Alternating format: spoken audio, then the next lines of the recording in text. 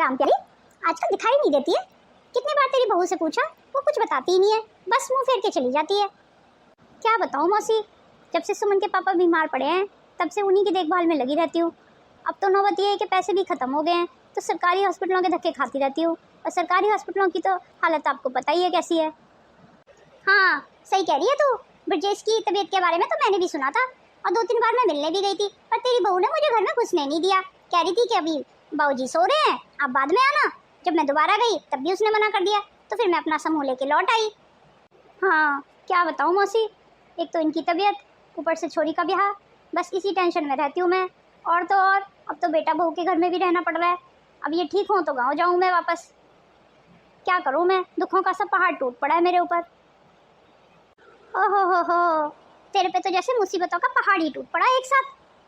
चल खैर तू हिम्मत मत हार, भगवान कोई ना कोई रास्ता जरूर निकालेगा। बस मौसी अब तो भगवान से ही उम्मीद है, और किसी से तो मुझे उम्मीद भी नहीं है, बस उसी का सहारा है। दुनिया के रंग देख लिए मैंने। ठीक है मौसी, फिर चलती हूँ अब मैं, क्योंकि इसके बाबूजी को भी दवाई भी देनी है। शुक्र है आ गई तुम दोनों। कहाँ गुलछर्रे उड़ाने गई थी, इतना टाइम लगता है दवाई लाने में? वो भाभी, रोड वाला केमिस्ट तो बंद था, तो गोल चक्कर वाले केमिस्ट पे जाना पड़ा, तो वहाँ तक पैदल ही जाना पड़ा क्योंकि हमारे पास बस के पैसे नहीं थे, तो इसलिए देर हो गई। हाँ हाँ ठीक है, ज़्यादा कहानियाँ पढ़ने की जरूरत नहीं है मेरे सामने। अब जा किचन में फटाफट, पूरी किचन फैली पड़ी है, और मेरे लिए 1 कप चाय बना ला। और माँ जी आपका पति घर में बीमार पड़ा है और आप मार्केट में जाके गुलछर्रे उड़ा रही हो? ये क्या कह रही है बहू तू? मैं मार्केट गुलछर्रे उड़ाने गई थी? बोलने से पहले कम से कम सोच तो लिया कर कि तू बोल क्या रही है। अच्छा तो अब आप मुझे बोलना सिखाएंगी? देखो माँ जी, कहे देती हूँ, इस घर में रहना है ना तो मेरे हिसाब से रहना पड़ेगा, नहीं तो अपना बोरिया बिस्तर समेटो और गाँव चली जाओ। भाभी आपको तो पता है कि बाबूजी की तबीयत ठीक नहीं है, इसीलिए तो हम यहाँ पे रह रहे हैं, और सारी दवाइयाँ वगैरह तो यहीं मिलेंगी, गाँव में तो सब कुछ मिलता नहीं है। देख सुमन, मैं माँ जी से बात कर रही हूँ, तेरे को बीच में बोलने की जरूरत नहीं है। तेरे को बोला है ना मैंने, जा किचन में जा और 1 कप चाय बना के ला मेरे लिए। और माँ जी आप बाबूजी को दवाई देने के बाद घर में झाड़ू लगा देना, अभी तक झाड़ू नहीं लगी है घर में। पर भाभी माँ के तो घुटनों में दर्द रहता है, वो झाड़ू कैसे लगाएंगी? ओ माँ की चमची, ज़्यादा कहानियाँ पढ़ के सुनाने की जरूरत नहीं है मुझे। अभी जब मार्केट गए थे तो माँ के घुटनों में दर्द नहीं हो रहा था तब। वो माँ आप जाके बाबूजी को दवाई वगैरह दे दो, और आपको झाड़ू वगैरह लगाने की जरूरत नहीं है। मैं किचन का काम ख़त्म करके और भाभी को चाय वगैरह दे के मैं झाड़ू लगा दूँगी घर में। अरे नहीं बेटा, तेरे बाबूजी को दवाई देने के बाद मैं झाड़ू लगा दूँगी। तू अब नन्ही सी जान कितना संभालेगी, तू ही तो संभाल रही है सारा कुछ। पर माँ आपके घुटनों का दर्द? अरे बेटा घुटनों का क्या है, मैं जैसे तैसे खड़े होके बैठ के लगा दूँगी झाड़ू। अब बहू ने बोला है तो करना तो पड़ेगा ही ना, नहीं तो वो घर में रहने नहीं देगी हमें। पर माँ भाभी हमसे ऐसा व्यवहार क्यों कर रही है? बेटा मुसीबत में कोई किसी का साथ नहीं देता, ये तो फिर भी बहू है, मुसीबत में तो अपनी परछाई साथ छोड़ देती है। और यहाँ तो हमारे अपने सिक्के ही खोटे निकल गए, तो किसी को क्या बोलें, वो तो फिर भी पराई है। आप किसकी बात कर रही हो माँ? तेरे तीनों भाइयों की बात कर रही हूँ। किसी ने हमारी खोज खबर ली है अभी तक? तीनों को पता है कि बाबूजी की तबीयत ठीक नहीं है, किसी ने नहीं पूछा कि बाबूजी कैसे हैं। क्या बताएं, अब मुसीबत तो हम पे ही आगे पड़ी है ना, तो झेलनी भी हमें पड़ेगी। दूसरों के अधीन रहना तो मुझे भी बिल्कुल पसंद नहीं है, पर क्या करें। पर हाँ तेरे बाबूजी जैसे ही ठीक होंगे हम लोग यहाँ से चले जाएंगे, हम किसी पे बोझ नहीं बनेंगे। वो माँ मैं क्या कह रही थी, क्यों ना हम बड़े भैया के घर चलें? उसको तेरे सामने उस दिन फ़ोन नहीं किया था मैंने, उसने तो दोबारा वापस कॉल भी नहीं किया, पूछा भी नहीं कि बाबूजी की तबीयत कैसी है। क्या फ़ायदा है ऐसे बेटे होने का? ये बात तो आप सही कह रही हो माँ। चलो कोई बात नहीं है, परेशानी का दौर है माँ, दोनों मिलके सह लेंगे, ये परेशानी का वक्त भी निकल जाएगा। अब बेटा तू जा फटाफट किचन में, किचन संभाल ले और अपनी भाभी को चाय दे आ, नहीं तो फिर दोबारा से नया बखेड़ा खड़ा कर देगी वो। मैं तेरे बाबूजी को देख के आती हूँ जरा। ठीक है माँ। सुनो जी, मैं आपकी दवाई ले आई हूँ, भगवान ने चाहा तो आप जल्दी ठीक हो जाएंगे। लगता है ये खांसी तो जान लेके जाएगी इस बार। ये क्या कह रहे हैं जी आप, ऐसे तो मत बोलिए कम से कम।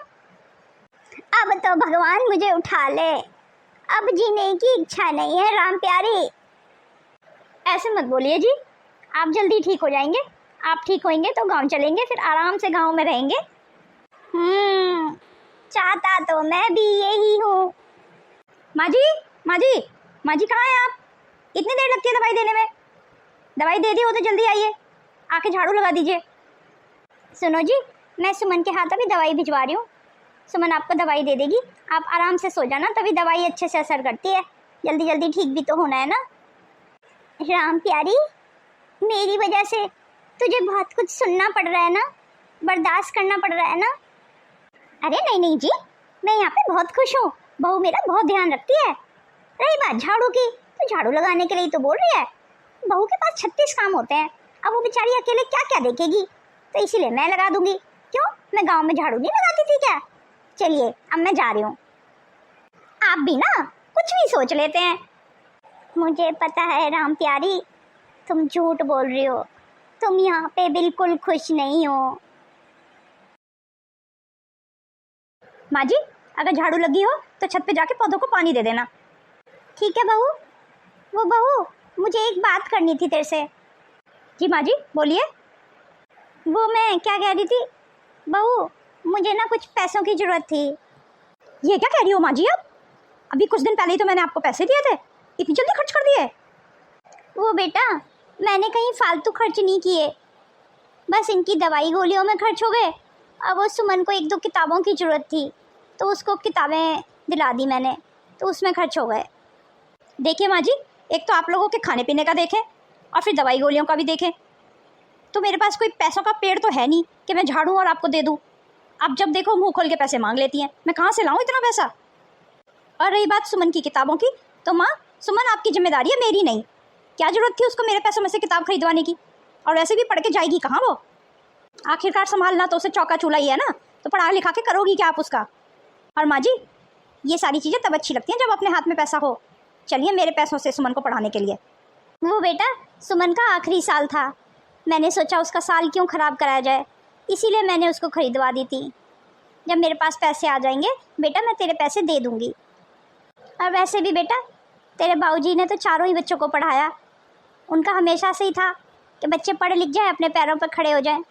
3 बच्चे तो अपना सेटल हैं, तो सुमन भी अपना पैरों पर खड़ी हो जाए तो सही रहेगा, किसी की आश्रित ना रहेगी। हाँ तो माँ जी, अपने बच्चों को तो सभी पढ़ाते हैं, उसमें कौन सा एहसान की बात है? देख बेटा, एहसान ना कभी जताया था मैंने, ना कभी जताऊंगी, और इसमें एहसान की तो कोई बात ही नहीं है। अपने बच्चों को सभी पढ़ाते हैं, ये तो मैं भी जानती हूँ। पर हाँ, बड़ी बात यह है कि हमने गांव में रह के अपने बच्चों को पढ़ाया। बहुत बहुत दूर जाते थे शहर में मेरे बच्चे पढ़ने के लिए, और आज इसीलिए कामयाब हैं। और रही बात बेटा हमारी, तो हम दोनों बुढ़े बुढ़िया तो गाँव में ही ठीक हैं। छोड़िए माँ जी, मुझे सब पता है आप क्या कहना चाहती हैं। अब जाइए माँ जी छत पे और पौधों को पानी दे आइए। पर बहू, छत की सीढ़ियाँ कैसे चढ़ पाऊँगी मैं? मेरे तो घुटनों ने मानो जवाब ही दे दिया है। बिल्कुल उतरने और चढ़ने में तो काम ही नहीं करते हैं, बहुत दर्द होता है बेटा। माँ जी, आप बहुत कामचोर हो गई हैं, बस बैठे बैठे हराम का खाने की आदत पड़ गई है। वो भाभी, आप माँ को मत बोलिए, पौधों को पानी मैं दे आऊँगी छत पे जाके। लो, आ गई आपकी चमची, बस इन्हीं की कमी थी। वैसे भी मुझे इस बात से कोई फ़र्क नहीं पड़ता कि पौधों में पानी कौन दे के आएगा। सुमन जा, तू दे आ जाके। और माँ जी, मैं अब मार्केट जा रही हूँ, तो पीछे से घर का ध्यान रखना। मुझे घर का बहुत सारा सामान लेके आना, सारा राशन ख़त्म हो रखा है। सारी जिम्मेदारी मेरे ही कंधों पे है, घर का भी देखूँ और बाहर का भी देखूँ। भाभी, अगर आप इजाज़त दो तो मैं भी आपके साथ चलूँ? नहीं नहीं ननद रानी, आपकी कोई ज़रूरत नहीं है, मैं अकेले मैनेज कर लूँगी, समझिए आप बस घर देखिए। अरे सुमन बेटा, तू क्या करेगी मार्केट जाके? तू यहीं रह मेरे साथ, तेरी भाभी ले आएगी जो भी लाना है। चल अब मेरे साथ रसोई में चल, तेरे बाबूजी को काढ़ा भी बना के देना है। चलो खैर, मुसीबत टली। अब जाती हूँ, जरा मार्केट घूम के आती हूँ, इंजॉय करके आऊँगी, कुछ खा पी के आऊँगी। मैं क्या सोच रही थी, अपनी 1-2 फ्रेंडों को भी बुला लूँगी, हाँ फिर बहुत मज़ा आएगा। और मैं क्या सोच रही थी, एक सोने का हार खरीद लेती हूँ। अरे पैसे तो रखे हुए हैं मेरे पास, रवि ने दिए थे ना अपने बाबूजी के इलाज के लिए, तो माँ जी तो सरकारी हॉस्पिटल में इलाज करा रही है, मुझे क्या जरूरत पड़ी है पैसे देने की। उनसे सोने का हार तो आ ही जाएगा, बहुत अच्छी लगूंगी मैं पहन के। हाँ, आज देखती हूँ, खरीद ही लेती हूँ। चलो फिर मार्केट चला जाए। हाँ, आज तो बहुत थक गई, पर आज का दिन तो बहुत ही अच्छा रहा, बहुत मज़ा आया मार्केट में, सबसे मज़ा आया। हार खरीद के। कितना सुंदर है ना। पर हाँ, किसी को पता ना चले, खासकर रवि को। अगर रवि को पता चल गया तो बहुत गुस्सा करेंगे मुझ पर। चलो रख देती हूँ छुपा के। सुमन, एक कप चाय देना मुझे, बहुत थक गई हूँ आज तो मैं। रवि, तुम कब आए? जब तुम मार्केट गई हुई थी तभी आया था मैं। बाबूजी के रूम में बैठा हुआ था। आरती, उस दिन मैंने तुम्हें जो पैसे दिए थे ना बाबूजी के इलाज के लिए, उनमें से कुछ पैसे मेरे को दे देना, क्योंकि मुझे कल बाबूजी के कुछ टेस्ट कराने हैं। क्या पैसे? अरे क्या हुआ, तुम इतना चौंक क्यों गई? नहीं, वो मेरा मतलब था, वो पैसे तो मिल नहीं रहे हैं, शायद चोरी हो गए हैं। भाभी, आपकी चाय ले आई हूँ मैं। ये क्या कह रही हो आरती तुम? घर में से पैसे कहाँ जा सकते हैं? घर में से कैसे चोरी हो सकती है? तो तुम क्या कहना चाहते हो? मैं झूठ बोल रही हूँ? देखो आरती, मैंने ऐसे कुछ नहीं कहा है। मैं सिर्फ तुमसे पूछ रहा हूँ कि इतने सारे पैसे चोरी कैसे हो गए। अपनी माँ और बहनों से पूछो, यही रहती है मेरे पीछे इस घर में, जरूर इन्होंने ही लिए होंगे। आरती, अपनी हद में रह के बात करो। खबरदार जो मेरी माँ और बहनों के ऊपर इल्ज़ाम लगाया। बस बहू, बहुत हुआ। बस यही दिन देखना बाकी था, आज मैंने ये दिन भी देख लिया। शायद यही दिन देखने के लिए बच्चों को पाल पोस के इतना बड़ा किया था कि कल को वो हमारे ऊपर चोरी का इल्ज़ाम लगाएं। बेटा रवि, एक आखिरी विनती कर रही हूँ तेरे से, तू एक आखिरी खर्चा हमारे ऊपर कर दे। तू हमें गांव छोड़ा, अब हम यहाँ पे नहीं रहेंगे। वाह वाह वाह माँ जी, एक तो चोरी, ऊपर से सीना चोरी, और ड्रामे भी कर रही हैं। पर हाँ, मेरे रहते हुए आपके ड्रामे यहाँ नहीं चलेंगे। भैया, आप हमारा यकीन करो, हमने भाभी के पैसे नहीं चुराए हैं। हमें तो पता भी नहीं है कि भाभी के पैसे कहाँ रखे होते हैं। बाबूजी, आप क्यों उठ के आ गए? मुझे बुला लिया होता अगर किसी चीज़ की ज़रूरत थी तो। रवि बेटा, तेरी माँ सही कह रही है, अब तू हमें गांव छोड़ा, यहाँ हमारा मन नहीं लग रहा है। बाबूजी, मैं सब जानता हूँ आप ऐसा क्यों कह रहे हो। मैं अपने माँ बाबूजी को भी जानता हूँ और आरती को भी जानता हूँ। मुझे पता है कौन क्या कर सकता है। पैसे तो आरती ने ही खर्च किए हैं, पर वो आपके ऊपर इल्ज़ाम क्यों लगा रही है ये मुझे समझ नहीं आ रहा है। रवि, ये क्या कह रहे हो तुम? मुझे तुमसे ये उम्मीद बिल्कुल नहीं थी। ये तो क्या कह रहा है बेटा? बहू भला ऐसा क्यों करेगी? आरती, अभी के अभी मेरे माँ और बाबूजी से माफ़ी मांगो।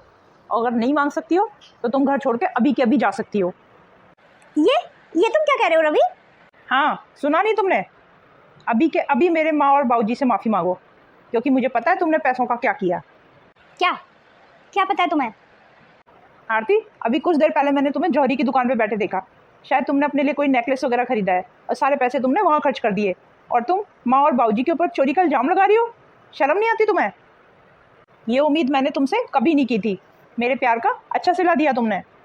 माँ जी, मुझे माफ़ कर दीजिए माँ जी। आज मैं अपनी नज़रों में गिर गई हूँ, मैं बहुत बुरी हूँ, मैं अच्छी बहू बन ही नहीं पाई। प्लीज़ माँ जी, एक बार मुझे माफ़ कर दीजिए। उठ बहू उठ। पर हाँ, मेरी एक सीख हमेशा याद रखना, कभी भी किसी के गलत वक्त का नाजायज़ फ़ायदा नहीं उठाना चाहिए। आज हमारा वक्त ख़राब था तो तूने हम पे चोरी का इल्ज़ाम लगा दिया। हम तेरे अपने ही हैं, पर तूने अपनों से हमारा विश्वास ही हटा दिया। रवि, अब तुम भी मुझे माफ़ कर दो, क्योंकि तुम्हारी नाराज़गी के सहारे तो मैं यहाँ कभी नहीं रह सकती। और हाँ, मैं तुम्हें ये वचन देती हूँ कि आज के बाद मैं बहू नहीं, एक अच्छी बेटी बन के दिखाऊँगी, और तुम्हारे माँ बाप का मैं अपने माँ बाप की तरह ध्यान रखूँगी। और हाँ, अब इन्हें गाँव जाने की ज़रूरत नहीं पड़ेगी, अब ये यहीं रहेंगे हमारे साथ हमेशा के लिए। सुनो जी, इस चोरी से एक फ़ायदा तो हो गया, मुझे मेरी बहू के रूप में बेटी मिल गई वापस। हाँ माँ, आपने सही कहा, जो होता है ना अच्छे के लिए ही होता है।